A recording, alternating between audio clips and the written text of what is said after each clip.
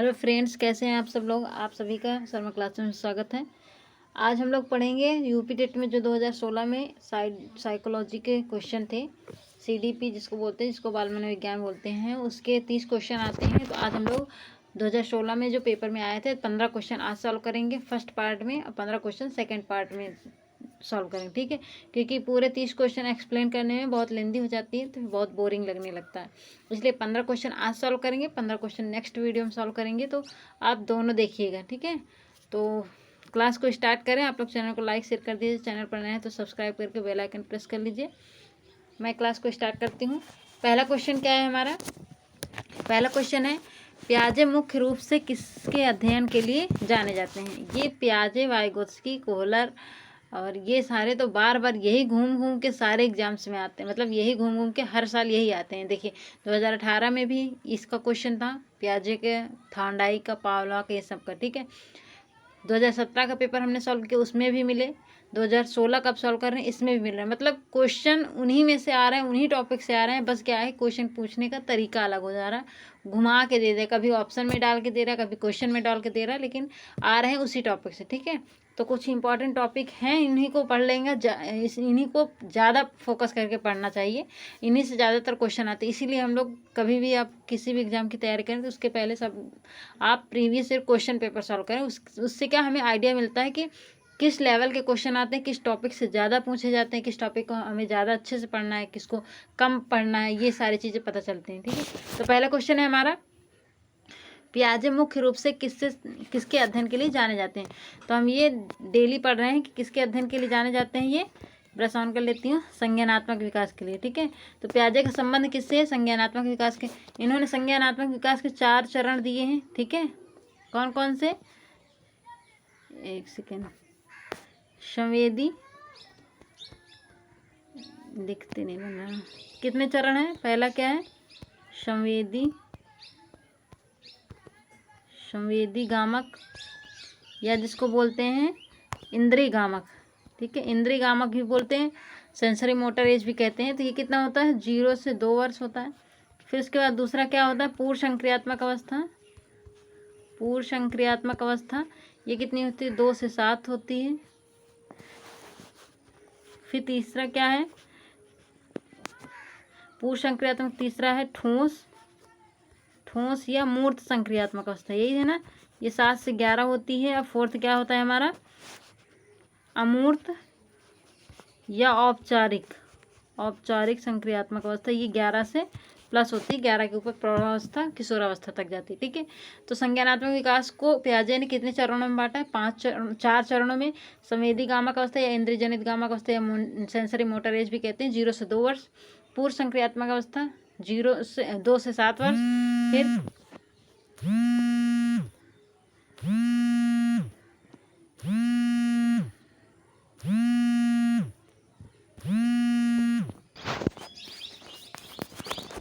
तो हमारा दूसरा क्वेश्चन क्या है, हम दूसरे क्वेश्चन पर चलते हैं। सॉरी गाइज, एक इम्पॉर्टेंट कॉल आ गया था, इसलिए उसे मुझे रिसीव करना पड़ा।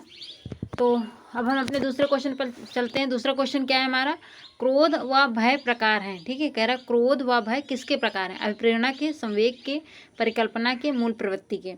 तो किसके प्रकार हैं ये, क्रोध और भय किसके प्रकार है, संवेग की। ये हम लोग पढ़ चुके हैं। तो ऑप्शन नंबर बी क्या हो जाएगा हमारा, सही हो जाएगा। आई थिंक हम लोग पहला क्वेश्चन अच्छे से पढ़ चुके हैं ना। हाँ, पहला क्वेश्चन मैंने समझा दिया है, ठीक है। तो दूसरे क्वेश्चन का, एक सेकेंड, ये 12 नंबर क्वेश्चन कहाँ से आएगा, सॉरी 12 पर हम डायरेक्ट पहुँच गए। अभी हम लोग दूसरे पर थे, ठीक है। अब हम आ गए अपने असली जगह पे। सॉरी, वो मैं डायरेक्ट आके तुरंत पढ़ाने लगी, मैंने देखा नहीं कि 12 पर पढ़, लेकिन पढ़ना तो उसे भी है, कोई बात नहीं, अभी आगे तो पढ़ना ही है। तो पहले क्वेश्चन का आंसर हम लोग बता चुके हैं कि संज्ञानात्मक विकास संबंधित है प्याजे। तो दूसरा क्वेश्चन पे चलते हैं। दूसरा क्वेश्चन क्या है हमारा, जब मानव शरीर के एक भाग को दिए गए प्रशिक्षण का अंतरण दूसरे भाग में हो जाता है तो उसे क्या कहते हैं।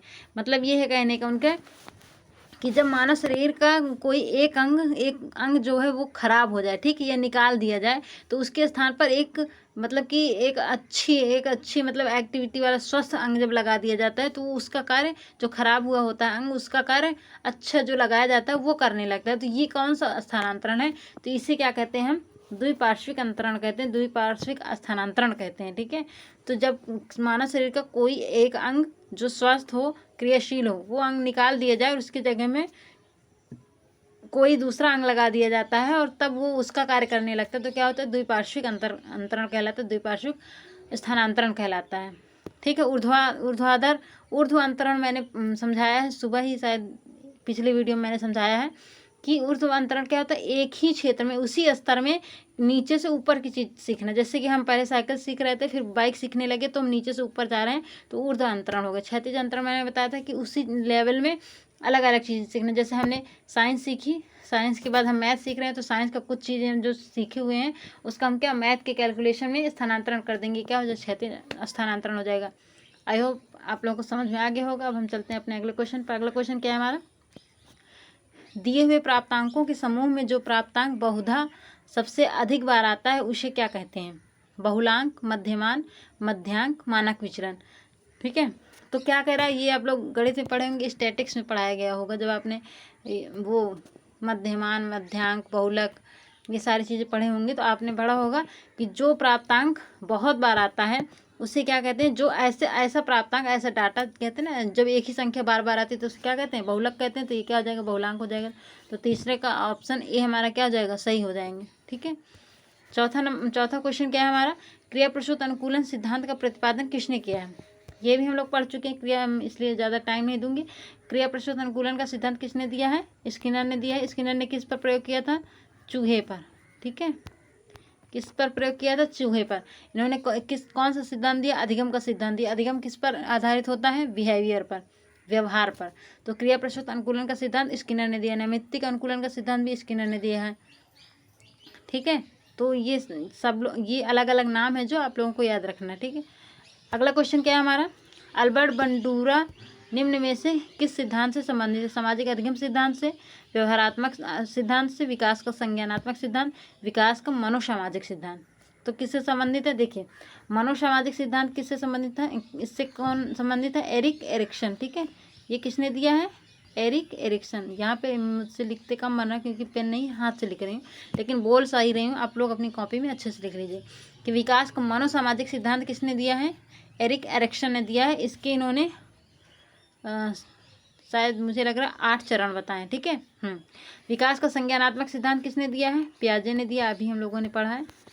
व्यवहारात्मक सिद्धांत किसने दिया है, वॉटसन ने दिया है। तो अब बच्चे कौन, एक ही बचा सामाजिक अधिगम का सिद्धांत, ये किसने दिया, अल्बर्ट बंडूरा ने। यही हमारा क्या हो जाएगा, सही आंसर हो जाएगा। तो फिफ्थ का option number is the right answer. ठीक है, तो विकास का मनोसामाजिक सिद्धांत किसने दिया, एरिक एरिक्सन ने दिया। विकास का संज्ञानात्मक सिद्धांत पियाजे ने दिया। व्यवहारात्मक सिद्धांत वॉटसन ने दिया है। और सामाजिक अधिगम सिद्धांत कौन दिया है, अल्बर्ट बंडूरा ने दिया है। अगले क्वेश्चन पर चलते हैं। अगला क्वेश्चन क्या है, मानसिक आयु का प्रत्यय किसने दिया है। मानसिक आयु का प्रत्यय, ये भी हम लोग पीछे पढ़ चुके हैं, ये बिने शाइमन ने दिया है। तो ऑप्शन नंबर ए क्या हो जाएगा, हमारा सही हो जाएगा।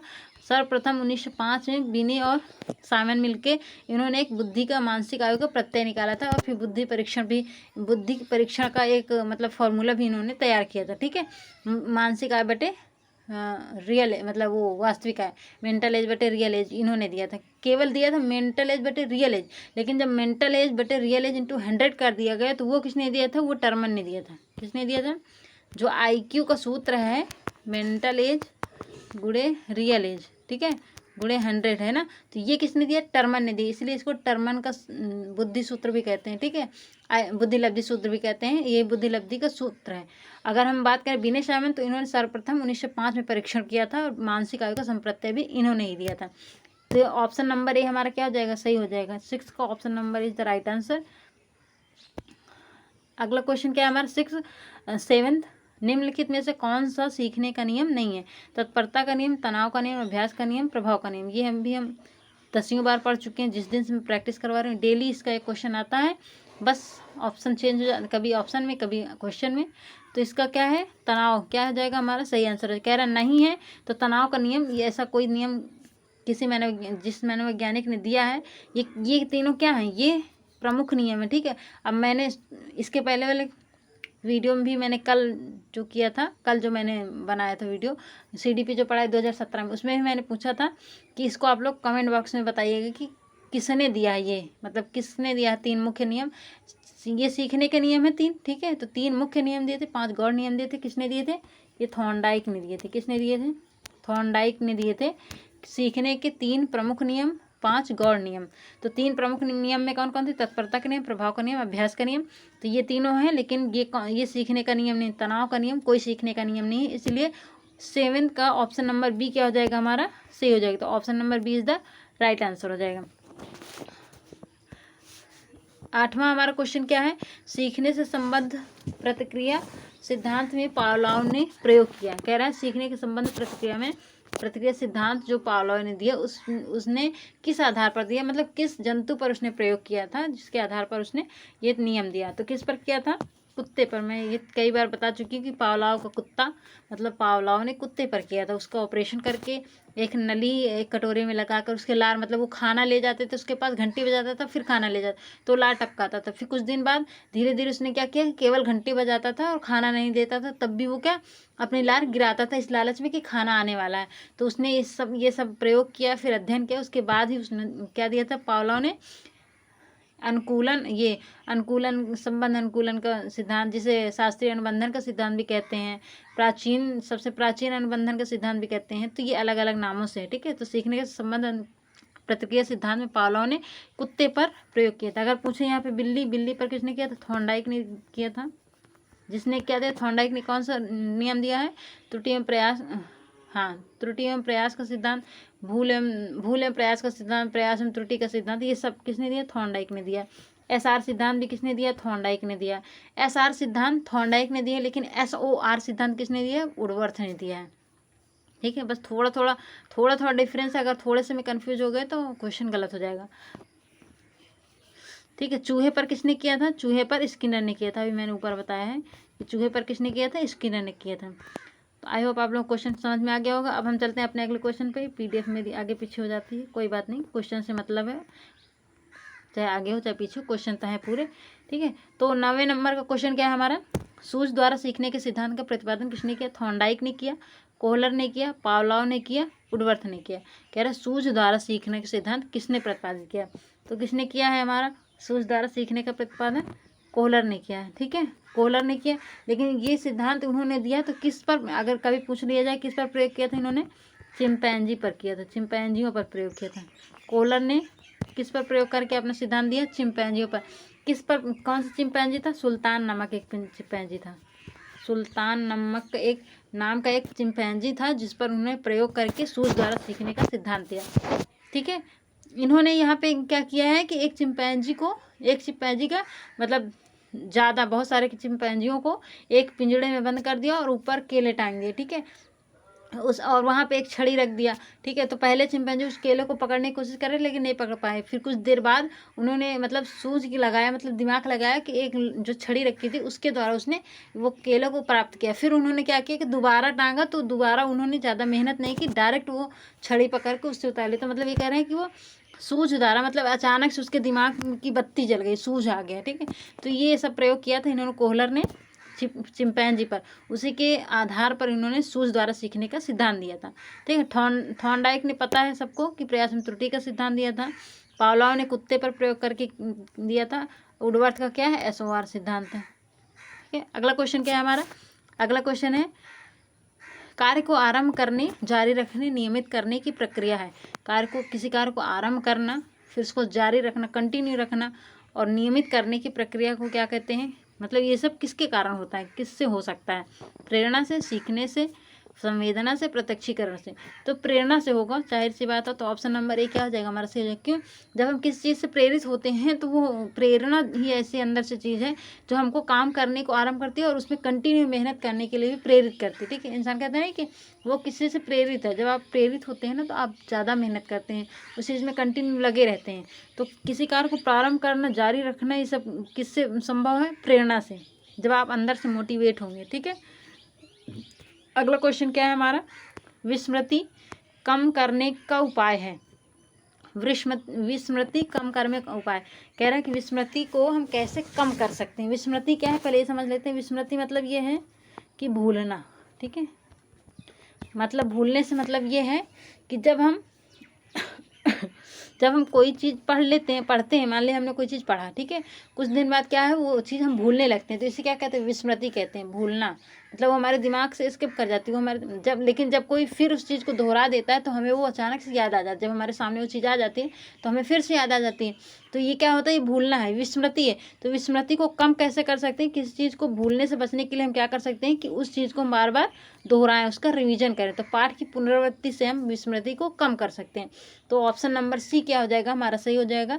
11th का option C is the right answer. ठीक है, 12th क्या है, 12 नंबर का क्या है, क्रोध व भय किसके प्रकार है। ये तो मैं पहले ही बता चुकी, ये संवेग के प्रकार है। ठीक है, किसके प्रकार है, संवेग के। संवेग क्या है, संवेग जो है ये जन्मजात नहीं होता। ठीक है, बच्चों में अभी आप कभी आप मतलब फील कीजिएगा इस चीज़ को कि जो न्यू बॉर्न बेबी होते हैं उनमें कोई संवेग नहीं होता, मतलब उनके अंदर कोई डर नहीं होता, भय नहीं होता, वो किसी चीज़ से नहीं डरता। आप उनको सांप भी पकड़ा देंगे ना तो वैसे पकड़ लेंगे, उनको पता ही नहीं कि वो है क्या, उसके अंदर उनके अंदर मतलब भय, डर, ये सारी क्रोध और कुछ है ही नहीं। ठीक है, तो जो न्यू बॉर्न बेबी होते हैं उनके अंदर संवेग नहीं होते। लेकिन जैसे जैसे बच्चे बढ़ते हैं ना, उनके वातावरण से, उनकी परिस्थितियों के प्रति जो भाव उत्पन्न होते हैं वो धीरे धीरे संवेग उत्पन्न करने लगते हैं। ठीक है, जैसे जैसे बच्चा बड़ा होता है उनमें संवेग की उत्पत्ति होने लगती है, फिर वो डरने लगते हैं, क्रोध आने लगता है उनमें, भय आने लगता है। ठीक है, तो ये क्या है, संवेग है। तो संवेग क्या है, क्रोध और भय किसके प्रकार है, संवेग के प्रकार। अगर हम यहाँ पे देखें मूल प्रवृत्ति को किसने 14 प्रकार की किसने बताए हैं, मैकडूगल ने। अभी हम लोगों ने पढ़ा है पिछली क्लास में, किसने बताया है, मैकडूगल ने मूल प्रवृत्ति कितने प्रकार के बताए हैं, 14 प्रकार के। ठीक है, अगला क्वेश्चन क्या है, अगला क्वेश्चन है हमारा 13 का, दूसरे व्यक्ति के व्यवहार की नकल है। कह रहा है जब हम दूसरे व्यक्ति के बाह्य व्यवहार की नकल करते हैं तो उसे क्या कहते हैं, जब हम किसी दूसरे व्यक्ति के बाह्य व्यवहार की नकल करते हैं तो उसे अनुकरण कहते हैं, कि उसका क्या अनुकरण कर रहा है। ठीक है, तो दूसरे व्यक्ति के बाह्य व्यवहार की नकल करना क्या है, अनुकरण है, सीखना नहीं है। सीखना तो किसी व्यक्ति के व्यवहार में स्थायी परिवर्तन ही क्या सीखना है। कल्पना क्या है, जब हमारे सामने कोई चीज़ ना हो, मूर्त रूप से वो चीज़ ना हो, लेकिन हम उस चीज़ के बारे में सोचें, उस चीज़ के बारे में कल्पना करते हैं। ठीक है, तो ये कल्पना होती है। चिंतन क्या है, चिंतन ये भी हम लोगों ने पढ़ा होगा, आप लोगों ने पढ़ा होगा, मैंने तो पढ़ा है जब मैंने DLED किया हुआ है तब पढ़ा था कि चिंतन क्या है। चिंतन कब उत्पत्ति होती है, चिंतन की उत्पत्ति कब होती है, जब हमारे सामने कोई समस्या उत्पन्न होती है। ठीक है, जब हमारे सामने कोई समस्या आती है तो हम उस चीज़ के बारे में चिंतन करते हैं, उस चीज़ के बारे में सोचते हैं, तो यही क्या है, चिंतन है। ठीक है, अगला क्वेश्चन क्या है हमारा 14 का, यदि पूर्व ज्ञान व अनुभव नए प्रकार के सीखने में सहायता करते हैं तो उसे क्या कहते हैं। कह रहा है यदि पूर्व ज्ञान व अनुभव नए प्रकार के सीखने में सहायता करता है तो उसे क्या कहते हैं, नकारात्मक प्रशिक्षण स्थानांतरण, सकारात्मक प्रशिक्षण स्थानांतरण, सीखना। तो कह रहा है कि जब देखो यहाँ पे सीधा सीधा दिख रहा है कि जब पूर्व ज्ञान या अनुभव नए प्रकार के सीखने में, मान लिया ये कह रहा है क्वेश्चन कि हम किसी चीज़ को पूर्व में, पहले या किसी और जगह हमने कोई ज्ञान सीखा है। ठीक है, कोई कुछ अनुभव किया, कोई चीज़ सीखी है, और अगर हम उसी चीज़ का कहीं और जब हमें आगे भविष्य में ज़रूरत पड़ती है तो हम उस चीज़ को वहाँ पे यूज करते हैं, उस चीज़ को यहाँ प्रयोग करते हैं, तो ये किस प्रकार का स्थानांतरण होता है। तो ये क्योंकि हम अच्छी चीज़ कर रहे हैं, ठीक है, एक जगह सीखा हुआ ज्ञान दूसरी जगह हम प्रयोग कर रहे हैं, तो क्या हो जाएगा, सकारात्मक है, तो सकारात्मक प्रशिक्षण हो जाएगा। तो ऑप्शन नंबर बी क्या हो जाएगा, हमारा सही हो जाएगा। कौन सा होगा, ऑप्शन नंबर बी। ठीक है, option number B is the right answer की सकारात्मक प्रशिक्षण स्थानांतरण होगा। स्थानांतरण कितने प्रकार से होता है, 3 प्रकार से होता है, एक सकारात्मक, दूसरा नकारात्मक और तीसरा क्या है, शून्य स्थानांतरण। तो सकारात्मक तो ये हो गया कि जब एक जगह सीखा हुआ ज्ञान दूसरी जगह हमें यूज में आ जाए, उपयोग में आ जाए, सकारात्मक स्थानांतरण होता है। नकारात्मक प्रशिक्षण स्थानांतरण क्या होता है कि जब एक जगह सीखा हुआ ज्ञान हमें दूसरी जगह सीखने में कोई उपयोग ना करे, कोई उसका यूज ही ना हो, तो क्या होता है, नकारात्मक प्रशिक्षण स्थानांतरण। जैसे मैं उदाहरण दे सकती हूँ, जैसे हमने मैथ सीखी, ठीक है, हमने मैथ में कैलकुलेशन सीखा, भाग गुणा, ये सारी चीज़ सीखी, उसके बाद हम कला सीख रहे हैं, आर्ट सीख रहे हैं, तो मैथ का जो हमने सीखा है वो आर्ट में कहीं भी रिलेट नहीं करता, वो आर्ट में कहीं भी काम में नहीं आएगा, तो ये क्या हो जाएगा, हमारा नकारात्मक स्थानांतरण। क्योंकि हमने मैथ में जो सीखा वो कला में काम ही नहीं आ रहा, तो क्या हो जाएगा, उसका वहाँ पे कोई उपयोग नहीं हो रहा, तो ये क्या हो जाएगा, नकारात्मक स्थानांतरण हो जाएगा, प्रशिक्षण स्थानांतरण हो जाएगा। सकारात्मक प्रशिक्षण स्थानांतरण क्या है, जैसे हम जैसे हमने संस्कृत पढ़ी, संस्कृत में हमने क्या पढ़ा, संधि विच्छेद पढ़ लिया, समास पढ़ लिया, ठीक है। और उसके बाद हम हिंदी पढ़ रहे हैं, तो हिंदी में भी संधि विच्छेद और समास है, तो वहाँ पे जो हमने संधि विच्छेद और समास पढ़ा है वो हमें हिंदी में हेल्प करेगा, वहाँ पे हम उसको यूज कर सकते हैं। भले उसकी लैंग्वेज अलग है, लेकिन संधि विच्छेद और समास ये मतलब रूल तो वही है, सिर्फ उसकी लैंग्वेज अलग है, तो वहाँ का जो हमने पढ़ा वो वहाँ पे हेल्प कर सकता है, वहाँ पे हम यूज कर सकते हैं। तो ये क्या, सकारात्मक प्रशिक्षण स्थानांतरण हो जाएगा, ठीक है। तो ऑप्शन नंबर बी क्या हो जाएगा हमारा, अशून्य स्थानांतरण क्या है, मैंने शून्य स्थानांतरण बता दिया है, ठीक है। तो अब हम चलते हैं 15 नंबर क्वेश्चन। 15 नंबर क्वेश्चन क्या है हमारा, 15 नंबर क्वेश्चन है, सीखी हुई बात को स्मरण रखने या पुनः स्मरण करने की असफलता को क्या कहते हैं। मतलब ये कह रहा है कि जब हमने पूर्व में कोई बात सीखी हो और उसको स्मरण मतलब उसको मेमोरी में रखें, मतलब उसको याद रखें, और पुनः स्मरण की असफलता, स्मरण रखने मतलब याद नहीं रखते, ठीक है। ये कह रहा है कि पूर्व में कोई सीखी हुई बात को अगर हम पुनः स्मरण ना कर पाएँ, मतलब फिर से उसको याद, जैसे हम कुछ सीखे हैं पूरा, मतलब पहले हमने कभी सीखा है, ठीक है, और बाद में भविष्य में हम उसको याद ना कर पाएँ, हम उसको रिकॉल ना कर पाएँ कि इसको हमने कैसे सीखा था, इसको कैसे करना था, हमें याद नहीं आ रहा, तो ये क्या है, तो ये क्या है, एक विस्मृति है कि भूलना, ठीक है, क्या है, विस्मृति है। तो ऑप्शन नंबर की सी क्या हो जाएगा हमारा, सही हो जाएगा कि जब हम पूर्व में कोई सीखी हुई बात को जब हम उसको रिकॉल ना कर पाएँ, उसका पुनः स्मरण ना कर पाएँ, तो क्या कहलाती है, विस्मृति कहलाती है, मतलब उस चीज़ को भूल जाते हैं, तो क्या कहलाता है, विस्मृति कहलाता है, ठीक है। तो आज की क्लास हम यहीं तक रखते हैं। आज हमने यूपी टेट के जो 2016 के 15 क्वेश्चन हमने सॉल्व किए हैं, इस पीडीएफ में पूरे क्वेश्चन हैं 30 के 30 हैं, लेकिन 30 में आज नहीं पढ़ाऊंगी, 15 क्वेश्चन अगली वीडियो में पढ़ाऊंगी। तब तक इंतज़ार कीजिए, और क्लास अच्छी लगी हो तो प्लीज़ एक लाइक तो बनता है, और आप जितने ज़्यादा हो सके उतना शेयर कीजिए, जितने ज़्यादा लोग सब्सक्राइब करेंगे मुझे मोटिवेशन मिलेगा। सो प्लीज़ लाइक, शेयर और सब्सक्राइब। फिर मिलते हैं अगली क्लास में, मेरे साथ बने रहने के लिए, देखने के लिए बहुत बहुत धन्यवाद। Bye bye.